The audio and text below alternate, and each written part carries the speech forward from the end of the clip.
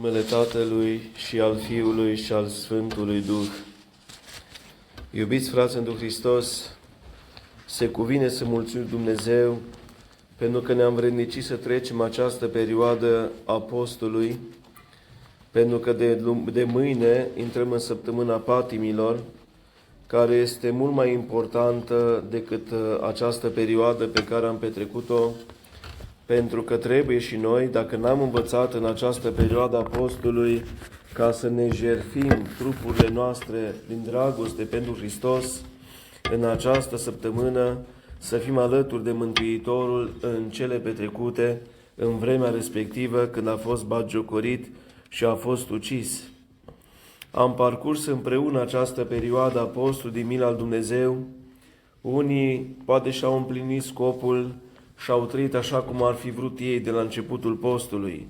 Alții care și-au propus multe și n-au reușit să săvârșească așa precum și-au propus, dintre care sunt și eu, cu părere de rău ne gândim că, uite, puteam să facem mai mult și nu am făcut. Așadar, măcar în această perioadă, în săptămâna care ne stă în față, să încercăm cu toții să trăim altfel, adică să ne jertfim trupul, patimile, poftele, ca să trăim măcar această perioadă împreună cu ucenicii, ceea ce Mântuitorul a petrecut-o o săptămână foarte intensă. Ați auzit în pericopa evanghelică de azi, care s-a citit la Ioan, capitolul 12, versetul 1 până la 18, că este vorba despre intrarea triumfătoare în cetatea Ierusalimului, împreună cu ucenicii a Mântuitorului călare pe Asin. Înainte de această mare sărbătoare, ieri am văzut o altă minune care ne-a copleșit, și anume învierea lui Lazar. Acolo, în Betania, Mântuitorul s-a apropiat cu ucenicii și fratele lui Maria și Marta, care era Lazar. Acesta a răposat de 4 zile și pe acesta Mântuitorul l-a chemat de la moarte la viață din mormânt în afară. Desigur, astfel de minuni nu s-au mai întâmplat până în clipa aceea.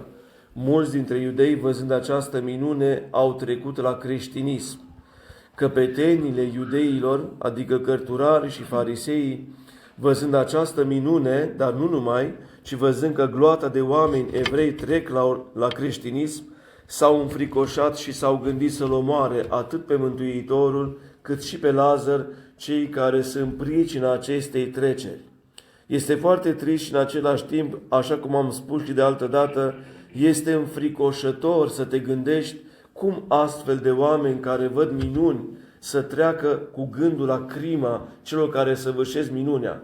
În loc să se întoarcă spre Dumnezeu să-L slăvească, în loc să vadă unde este adevărul, ei au preferat și s-au gândit să-i omoare pe amândoi, ca să se stârpească această nouă sectă, cum o numeau ei, între poporul iudeu.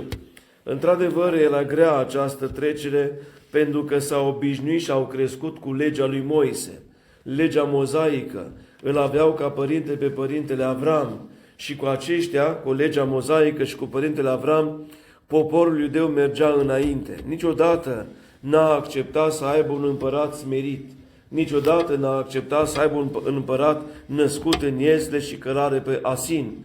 Dar Mântuitorul, care ne învață pe noi, învățați de la mine că sunt blând și smerit cu inima, ne-a arătat nouă cum trebuie să fie un creștin adevărat. Vedem că Mântuitorul stă la masă împreună cu Simon și cu Lazar. Amândoi sunt o minune. În ce sens? Simon a fost curățit de lepră, iar Lazar înviat din morți. Amândoi au fost chemați de la moarte la viață, unul din mormânt, iar altul dintr-o moarte trupească în lume fiind. Unul s-a curățit de lepră, altul a înviat. Amândoi erau împutregai. Unul putrezea mormânt, celălalt putrezea fiind pe pământ. Dar iată că pe aceștia Mântuitorul, iată măduit, și a stat împreună la masă cu ei. Ce imagine deosebită! Și astăzi, împreună cu ucenicii, noi ne deplasăm virtual, bineînțeles, imaginar, în cetatea Ierusalimului. S-a coborât Mântuitorul din muntele Măslinilor în cetatea Ierusalimului, acolo unde oamenii l-au întâmpinat. De ce oare au ieșit înaintea lui și l-au întâmpinat? Pentru minunea cea mare pe care a săvârșit-o, adică învierea lui Lazar. Vă dați seama să fii un om mort de 4 zile în mormânt și să-l scoți afară să vezi că este viu. Cine a mai făcut așa ceva până la venirea Mântuitorului? Și de ce Mântuitorul a săvârșit această minune? Pentru că sunt mulți morți care erau în morminte pe care Mântuitorul nu i-a înviat. A făcut această minune cu puțin timp înainte de învierea lui, tocmai ca să vadă ucenicii și să întărească în credință că El este Cel ce dă viața, adică El este viața. Și atunci când va veni vremea ca Mântuitorul să învieze, ei să meargă cu mintea la învierea lui Lazar, la care au fost prezenți și s-au minunat. Ce zice Marta și Maria când Mântuitorul spune să dea piatra la o parte? Doamne, este de 4 zile deja miroase. Deci iată, cu toate că îl iubeau pe Mântuitorul și credeau în puterea Lui, niciodată nu s-ar fi gândit că ar putea să învieze un mort după 4 zile. Deci Mântuitorul astăzi își face intrarea triumfătoare în cetatea Ierusalimului. Gândiți-vă dumneavoastră ce bucurie era pe fețele ucenicilor atunci când vedea mulțimea de oameni care așterneau haine la picioarele Mântuitorului, luau ramul de finic și strigau: Osana, bine este cuvântat Cel ce vine într-un numele Domnului. Aceasta făceau pruncii cetății Ierusalimului. Foarte interesant, copiii slăveau pe Dumnezeu, iar părinții copiilor se gândeau să-L ucidă. Copiii îl primeau ca pe un împărat, iar aceștia încercau și se gândeau să răstignească, să-L omoare ca pe un tâlhar. Aceasta este, iubiți Sfântul Hristos, curățenia care vede cu ochii duhovnicești pe adevăratul împărat. De aceea, oamenii din această lume nu-L povedea pe Mântuitorul ca un împărat adevărat, pentru că ochii lor sunt încetosați din cauza păcatelor, sunt orbiți. Ei văd împărați pe cei care guvernează, ei văd împărați pe cei care au bani mulți, care au proprietăți, care au putere politică. Nu-L văd pe Hristos ca fiind împăratul cel adevărat, precum nici iudeii nu-L vedeau în vremea respectivă. De aceea puneau la cale să-L omoare. Aveau ei curajul să se ridice împotriva Fiul Dumnezeu dacă știau că acesta este cu adevărat? Și cu toate acestea vom vedea că totuși au știut că este Hristos Fiul Dumnezeu. Și cu toate acestea ne întrebăm de ce nu L-au acceptat. Pentru că în mândria lor doreau ca ei să fie în prim plan. Când Mântuitorul a început să săvârșească minuni și a trăit în simplitate și în smerenie, toți au început să alerge după El. Și pentru înfățișarea pe care avea o înfățișare dumnezeiască, pentru că era Dumnezeu adevărat, din Dumnezeu adevărat, o priveliște cum n-au mai văzut oamenii pe acest pământ, privirea Lui, așa precum privirea unor oameni care sunt curați, scânteiază iubire, scânteiază foc, scânteiază tot ceea ce este necesar pentru a apropia un suflet. Asemenea era privirea Mântuitorului. Nimeni n-a mai văzut o astfel de privire pe acest pământ până la Mântuitorul. Deci Mântuitorul privea cu o privire dumnezeiască. Blândețea Lui radia în exterior, iubirea Lui era neasemănată. De aceea oamenii ca un magnet alergau la ceea ce le lipsea, și anume iubirea. Mai mult decât atât, săvârșea atâtea minuni încât oamenii erau copleșiți, nu mai știau numărul lor. Pentru ei deja, văzând cu ochii învieri din morți, tămăduiri de oameni orbi, muții vorbeau, surzi auzeau, paralitici umblau, nu exista minune pe care să nu o săvârșească. Imaginea pe care Mântuitorul a arătat-o era inaccesibilă privirii și gândirii evreilor. Și anume, cine a stat la masă cu farisei? Cu cine avea stat la masă cu desfrânatele și cu vameșii? Doar Mântuitorul. Cum erau fariseii față de aceștia? Pe desfrânatele omorau cu pietre, iar pe ceilalți îi ignorau, îi dădeau la o parte. Îi considerau ticăloși. Vedem pe fariseu din templu cum vorbea cu Dumnezeu despre acel vameș. Îți mulțumesc că nu sunt ca și acest vameș. Și cu toate acestea, Mântuitorul și-a făcut prieteni pe aceștia. Și stătea la masă cu ei și simțeau onorați, pentru că erau luați în considerare și ei purtau chipul Dumnezeu, precum cei mai păcătoși oameni din ziua de azi poartă și ei chipul Dumnezeu în ei, care este sufletul. Deci, iată, Mântuitorul astăzi intră triumfător în cetatea Ierusalimului. Sfinții Părinți tâlcuiesc asinul ca fiind neamurile păgâne închinătoare la idoli, pe care Hristos, venind pe acest pământ, va sfărâma această credință idolatră și va aduce cu el credința cea dreaptă, credința în singur Dumnezeu, Dumnezeu cel adevărat. Mai mult decât atât, hainele care se așterneau la picioarele Mântuitorul erau păzirea poruncilor, viața închinată Mântuitorului, așa precum spunem noi la Sfânta Liturghie și toată viața noastră lui Hristos Dumnezeu să o dăm. Când pruncii au început să strige Osana, bine este cuvântat cel ce vine într numele Domnului, fariseii și cărturarii i-au spus Mântuitorului să-i facă pe aceștia să tacă. Și atunci Mântuitorul le spune, dacă ei vor tăcea, pietrele vor striga. Și cu aceste cuvinte le-a închis gura fariseilor. Și a mers mai departe. Toate chipurile ucenicilor erau de o bucurie desăvârșită. Doar Mântuitorul pășea trist în cetatea Ierusalimului, aducându-și aminte de acele cuvinte, Ierusalime, Ierusalime, câte n-am vrut să fac eu în tine, dar iată, se va lăsa praful și cenușa din toată cetatea, pentru că n-ai primit pe cel care a fost trimis în tine, adică pe Fiul lui Dumnezeu. Astăzi, intrarea Mântuitorului în Ierusalim este intrarea Mântuitorului în viața noastră prin sfânta și dumnezeiasca împărtășanie. Ne-am pregătit prin post și rugăciune și canoni. Ne-am apropiat de sfânta și dumnezeiasca spovedanie în care Mântuitorul cu bunătatea Lui ne-a zis, dezlegându-ne de aceste fără de legi, iată, te-ai făcut sănătos, de acum să nu mai păcătuiești, să nu-ți fie ție mai rău. Și ne-am îndreptat la casa noastră împreună cu Hristos. Precum Hristos a fost întâmpinat cu osanale, asemenea și sufletul nostru trebuie să-L întâmpine pe Hristos cu aceste osanale, slăvindu-L neîncetat, precum ne poruncește Sfânta Scriptură, rugați-vă neîncetat. Această primire a Mântuitorului trebuie să fie de o bucurie de nedescris, precum pruncii săltau și se bucurau și ucenicii asemenea și sufletul omului trebuie să se bucure de această prezență a lui Hristos. Mai mult decât atât, Mântuitorul intră întristat pentru că știe că ucenicul său, Iuda, îl va vinde. Se apropie ziua în care Mântuitorul se jertfește pe sine la cina cea de taină. Ucenicii, pentru prima oară, gustă din trupul și sângele Mântuitorului. Și le spune atunci, de-abia aștept ca să ne reîntâlnim din nou, să mâncăm același trup și sânge în împărăția lui Dumnezeu. Mântuitorul se jertfește pe sine din iubirea cea dumnezeiască, nu numai pentru ucenicii săi devotați, ci chiar și pentru Iuda.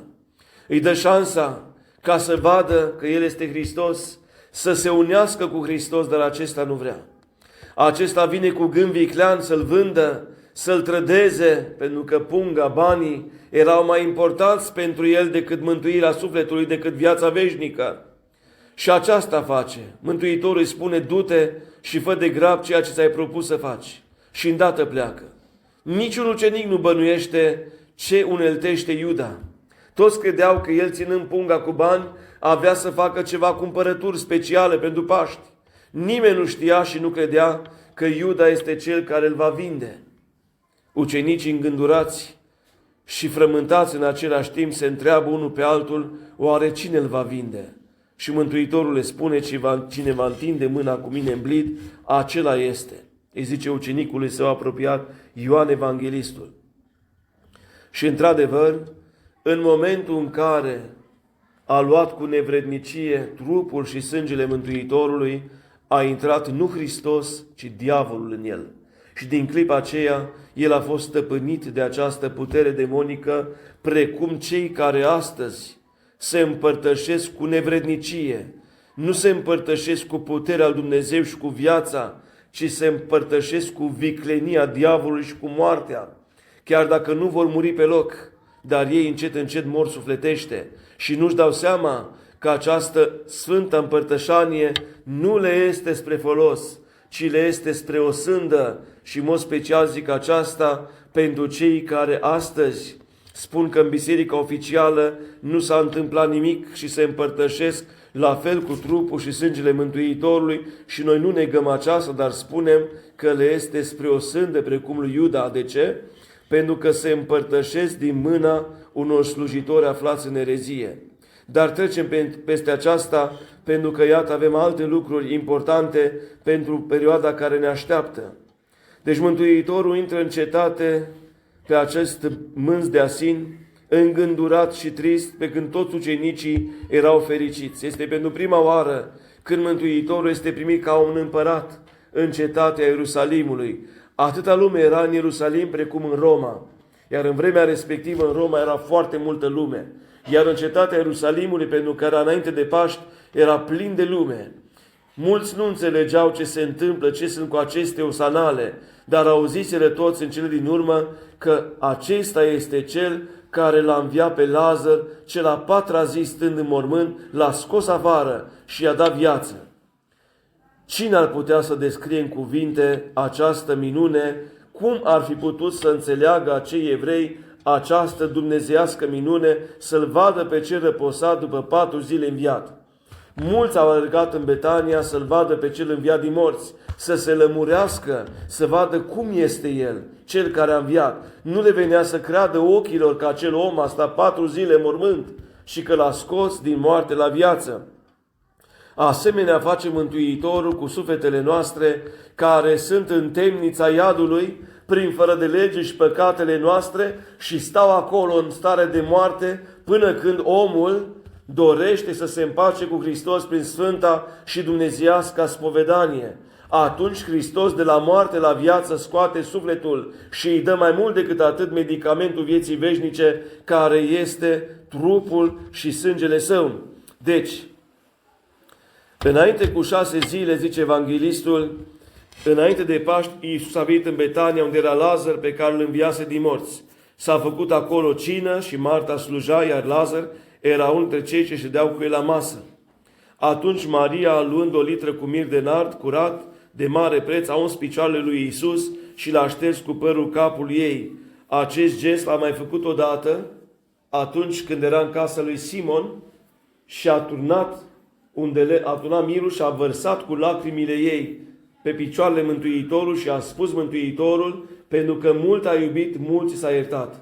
Deci ea este femeia care a păcătuit și s-a apropiat de Mântuitorul în casa fariseului atunci când a plâns și cu lacrimi a spălat picioarele și cu părul capului a șters. Același gest l-a făcut acum, dar nu cu lacrimile ei, pentru că nu mai avea de ce, nu mai era păcătoasă, ci era deja schimbată, era curată pentru viețuirea pe care a avut-o la întâlnirea cu Hristos, dar acum îi aduce acest mir, pentru că trebuia să se împlinească ceea ce se spune, ca să se facă mirul pentru îngropare, pentru că nu mai avea cine să-l înmiresmeze, și l-a dat și cine spune aceasta? Mântuitorul, când îi zice că pe săraci aveți întotdeauna lângă voi, dar pe mine nu aveți întotdeauna. Și atunci când farisei au auzit, când arhierei au auzit că l-a înviat pe Lazar, s-au sfătuit ca să-l omoare, că din cauza lui mulți dintre iudei mergeau și credeau în Iisus. Iar a doua zi, mulțime multă care venise la sărbătoare, atunci, auzind că Iisus vine la Ierusalim, au luat ramuri de finic și au ieșit într-o întâmpinare lui și strigau: Osana, bine este cuvântat cel ce vine într-un numele Domnului, împăratului Israel. Cine a învățat pe aceștia să scoată astfel de vorbe? Doar Duhul Dumnezeu. A grei prin gura pruncilor și a oamenilor. Iată îl numesc împăratul lui Israel. Iisus, găsind un asin tânăr, a șezut pe el, precum este scris: nu te teme, fiica Sionului, iată, împăratul tău vine șezând pe mânzul asinei.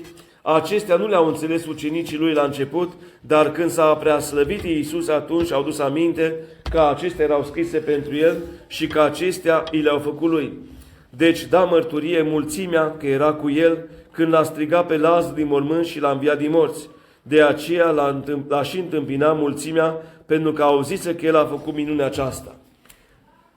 L-au întâmpinat ca un împărat care stăpânește și peste cei vii și peste cei morți.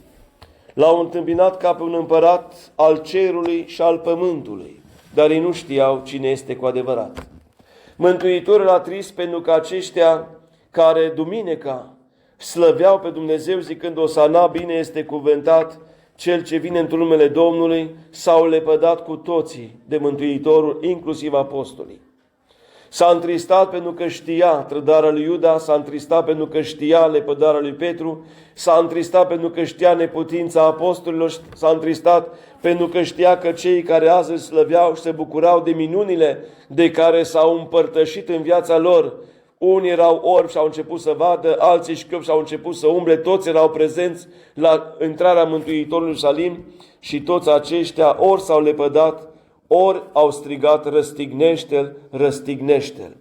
S-a întristat pentru fariseii și cărturarii care propovăduiau legea lui Moise în templu în fața oamenilor și vedea îndărădnicirea lor și vedea împietrirea lor și neputința lor de a înțelege că El este Hristos. A fost pus Mântuitorul să mărturisească despre El în curtea lui Ana și Caiafa. Și atunci când i s-a adus învinuiri, Mântuitorul nu spunea nimic. A spus doar: eu am propovăduit liber în templu, întrebați pe ceilalți care au fost prezenți, de ce mă întrebați pe mine? Adică am martori care să spună ce am spus eu. Iar un slujitor al acelei curți i-a dat o palmă Mântuitorului, că așa vorbești tu cu arhiereul? Și atunci Mântuitorul, blând și smerit, le spune aceste cuvinte: dacă am greșit cu ceva, dovedește. Dar dacă n-am greșit, de ce mă bați? Aceste cuvinte, cu siguranță, i-a mișcat și pe arhierei și i-a mișcat și pe cel care a lovit, pentru că atâta nevinovăție nu cred că au mai întâlnit ei în viața lor. Această blândețe, această dragoste, această smerenie n-a mai văzut-o nimeni până la Mântuitorul.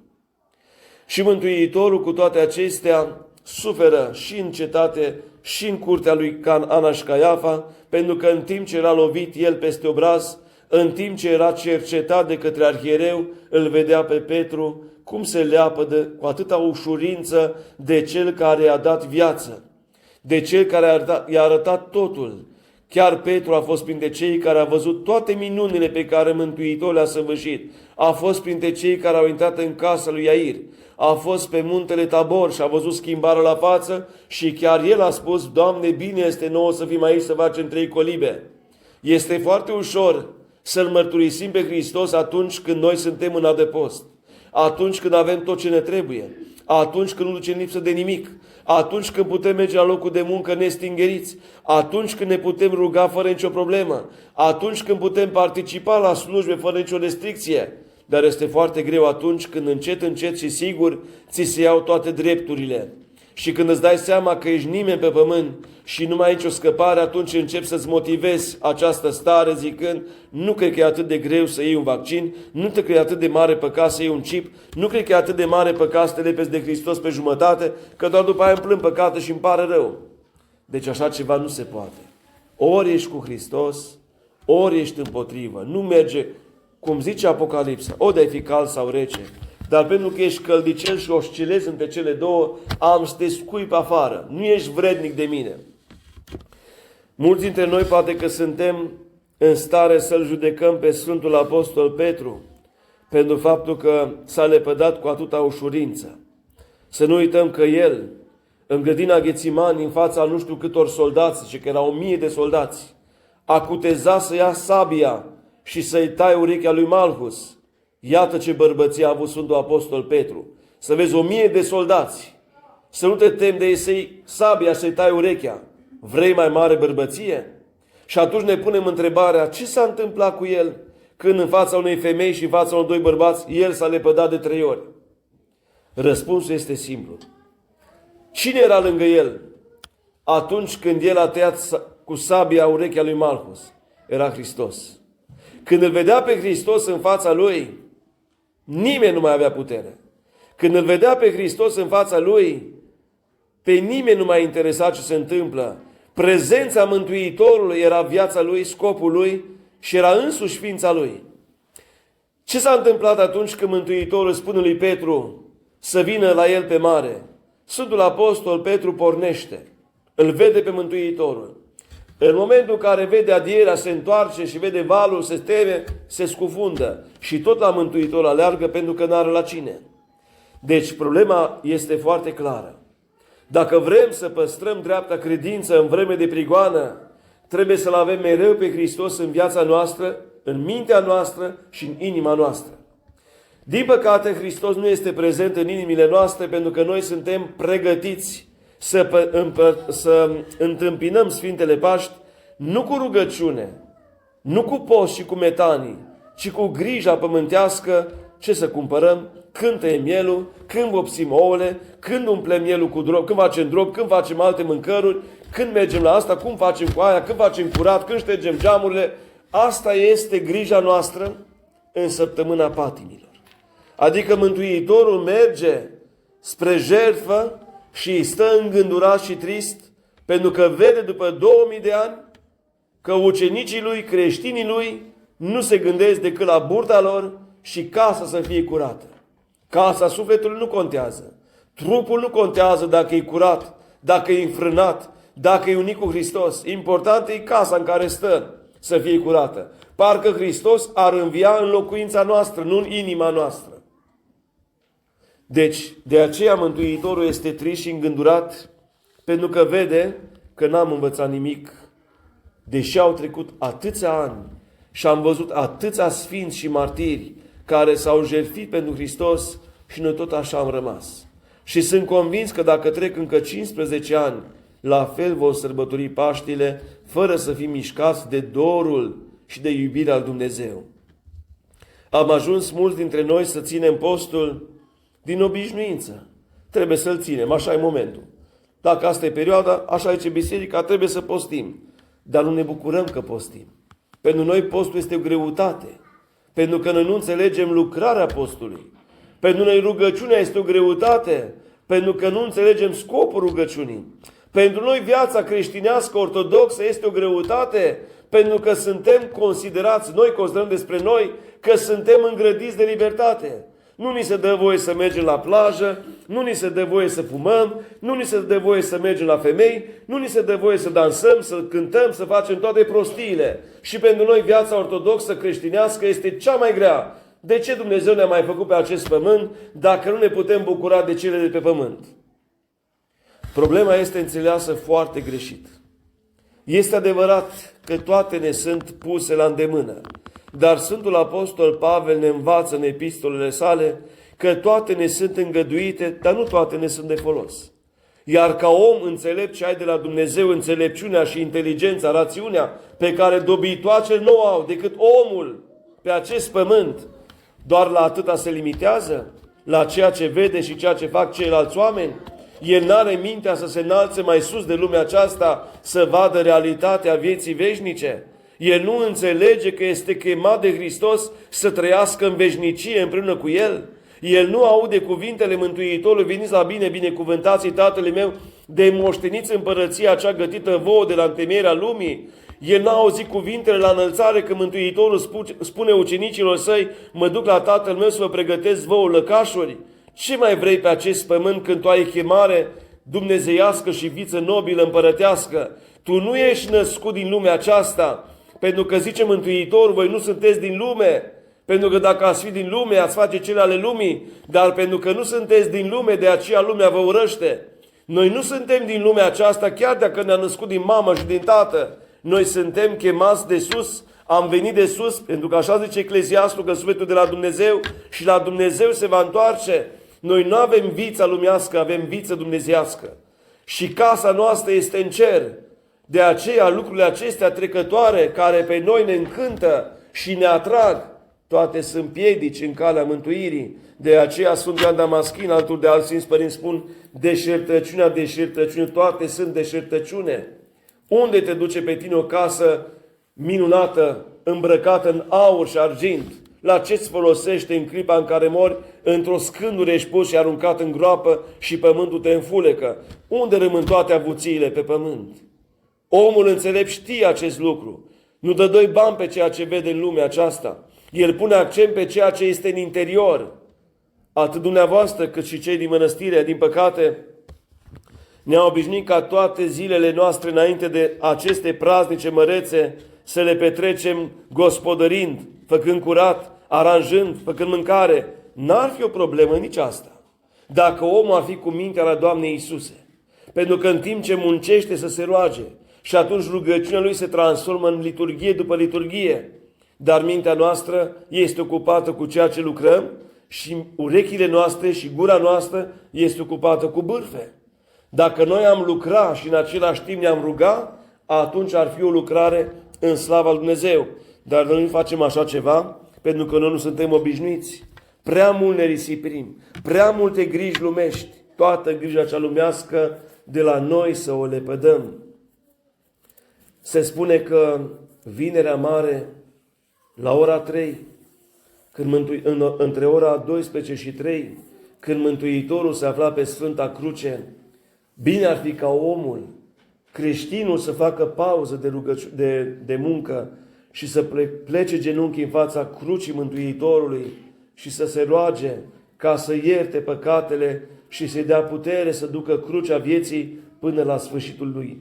Pentru că vremurile care vin nu sunt deloc ușoare, sunt prielnice pentru mântuire. Pentru cel care îl iubește cu adevărat pe Hristos, sunt cele mai bune vremuri de sfințire a vieții lui. Dar ca să-L iubești cu adevărat pe Hristos, trebuie să nu iubești absolut nimic ce este în lumea aceasta.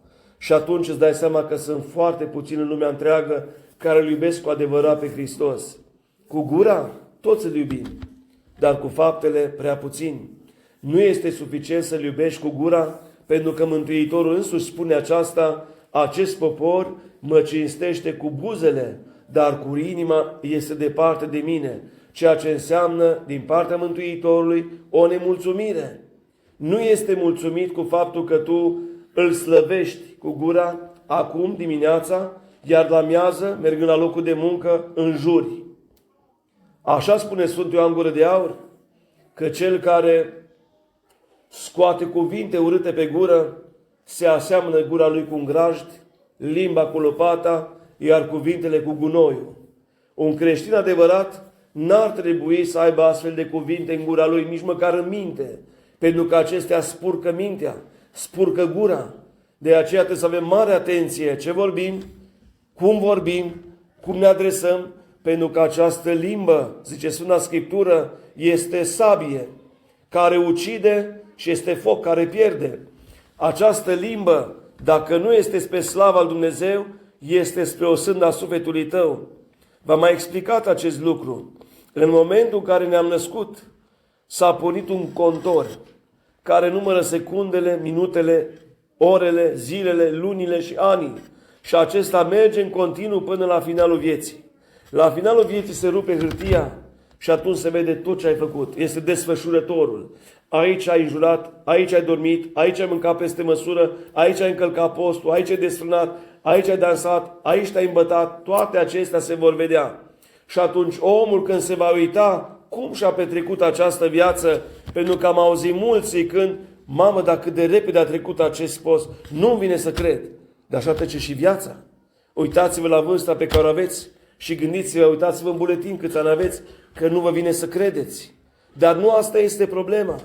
Nu căruntețea, nu căderea părului, nu ridurile, nu anii, ci cum ai petrecut această perioadă. Asta este problema care ar trebui să ne frământe. Nu contează că ești chel, nu contează că ești cărunt, nu contează că ai riduri, nu contează că ești neputincios, contează sufletul tău, dacă a trăit după legea lui Hristos sau dacă a petrecut această viață în desfătările lumești. Pentru că Mântuitorul ne-a zis foarte clar: cine vrea să vină după mine, să se lepede și să-și ia crucea să urmeze mie. Mântuitorul s-a îndreptat cu crucea spre Golgota. Putea să meargă pe un drum întins, nu pe un deal. După ce a fost bătut, după ce a fost epuizat prin lovituri și sângele vărsat, îi s-a dat o cruce grea să-și o poarte. A dus-o în vârful dealului Golgota. Nu era ca și acum în Ierusalim, drum pavat, care este ușor de străbătut. Erau bolovani, era pământ, era nisip, era greu accesibil și pe jos era greu să mergi, dar mi-e cu crucea în spate. Și a dus-o sus pe Golgota. Și acolo, stând pe Sfânta Cruce, a privit la toată cetatea Ierusalimului și la cei pe care l-au condamnat pe el, pentru că arhiereii stăteau jos la poala crucii, dorind cu nesat să vadă sfârșitul vieții lui. Și ce ziceau? Hei, dacă tu ești Fiul Dumnezeu, dă-te jos de pe cruce, mântuiește-te pe tine și pe noi. Mântuitorul nu spunea nimic decât: Iartă-le, Tată, că nu știu ce fac. Privind la lumea înconjurătoare, care este mai mult satanistă, care este mai mult închinătoare la materie, ar trebui și noi să zicem, Doamne, iartă-le acestora că nu știu ce fac. Noi care conștientizăm ce înseamnă veșnicia, noi care conștientizăm ce înseamnă iubirea și iertarea, suntem chemați să ducem povara întregii lumi. Noi suntem chemați să ne jertfim pentru ei, așa precum au făcut-o Sfinții pentru neamul care au trăit. Noi suntem chemați să ne rugăm pentru ei. Ei nu postesc. Haideți să postim noi mai aspru și pentru ei, dacă avem dragoste de aproapele. Uite, cel care astăzi nu postește, voi amâna cu o oră masa mea ca să postești pentru cei care nu sunt interesați de post, ca Dumnezeu să se milostivească de ei. Pentru că, așa cum am zis vineri la sărbătoarea Sfântului Gheorghe, dacă un drept este în lumea aceasta, pentru acel drept Dumnezeu va cruța lumea. Deci trebuie să facem în așa fel să-i pomenim pe toți, și pe arhiereii căzuți, și pe preoții întunecați, și pe oamenii care din neștiință aleargă după ei, să ne rugăm cu lacrimi ca Dumnezeu să-i aducă la adevăr. Ce frumos a fost cândva, când toți eram în biserica oficială și sărbătoream cu toții și ne bucuram cu toții, duhovnici și ucenici împreună, și ne întâlneam și povesteam despre Hristos. Ce trist este acum când vedem această sfâșiere, această durere care a intrat prin erezie în Sfânta Biserică.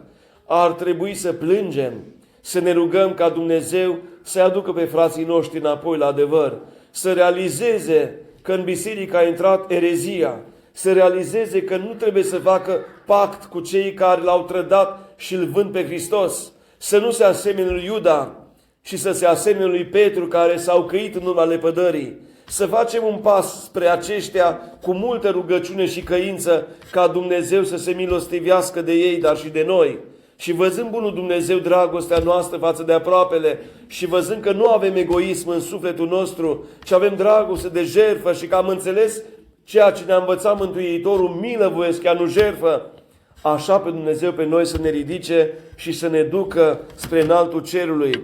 Ne apropiem, vineri, va fi prohodul Domnului, ceea ce înseamnă înmormântarea Lui. Trebuie să fim cu toți îmbrăcați în negru, să venim să-L conducem pe cel mai drag învățător și Dumnezeu al nostru, pentru că iată a venit între noi, ne-a făcut atâtea minuni, ne-a învățat atâtea lucruri bune și vedem pe alții că răstignesc, noi să fim lângă El și să-L susținem, să zicem, Doamne, eu nu te voi părăsi niciodată, orice va veni în lumea aceasta. Și dacă mi se cere averea, și dacă mi se cere propria viață, toate ți le dau ție, Doamne, așa precum ne-ai învățat pe noi prin Sfinții Tăi ierarhi, ale Tale, dintr-o ale Tale, ție ți aducem de toate, pentru toate. Ce avem noi de dat lui Dumnezeu? Păcatele. Avem noi ceva bun în noi? Nimic. Decât păcatul. Dacă avem un lucru bun în noi, acela este mila lui Dumnezeu care s-a revărsat peste inimile noastre. Pentru că Mântuitorul spune, fără de mine nu puteți să faceți nimic.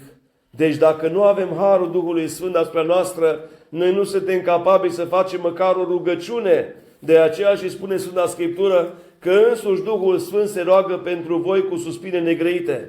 Noi suntem toți păcătoși. De aceea nu trebuie să ne vedem mai deosebiți decât ceilalți.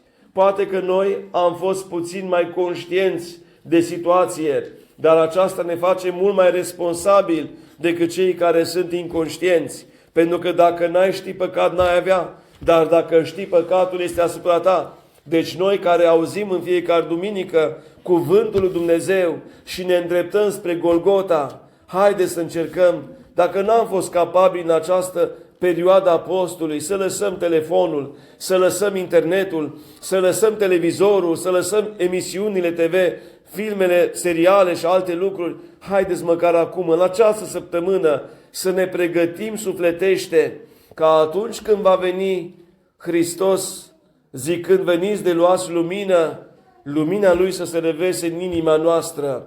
Lumina pe care o veți vedea la înviere este Hristos, care este calea, adevărul și viața. El vă luminează calea, El vă îndeamnă încotro să mergeți, El vă arată cărarea. Dumneavoastră, cei care sunteți creștini devotați, în urma acestei lumini trebuie să pășiți până la sfârșitul vieții. Pentru că lumină Lumina este cea care călăuzește și luminează mintea, inima și sufletele noastre. Păcatul se săvârșește la întuneric pentru că este rușinos. Faptele cele bune se săvârșesc la lumină pentru că sunt vrednice de cinste. De aceea se spune că nu poate să se ascundă lumina sub obroc, ci se pune în loc de cinste ca să lumineze. Dreptul lui Dumnezeu nu poate să stea ascuns, pentru că faptele lui îl vădesc. Așadar, noi care suntem ucenici al lui Hristos și care suntem creștini botezați în numele Sfintei Treimi, noi trebuie să fim lumină în această lume, ca văzând alții dragostea noastră față de Dumnezeu și trăirea noastră să-L slăvească pe Tatăl, pe Fiul și pe Sfântul Duh, totdeauna acum și pururea și în vecii vecilor.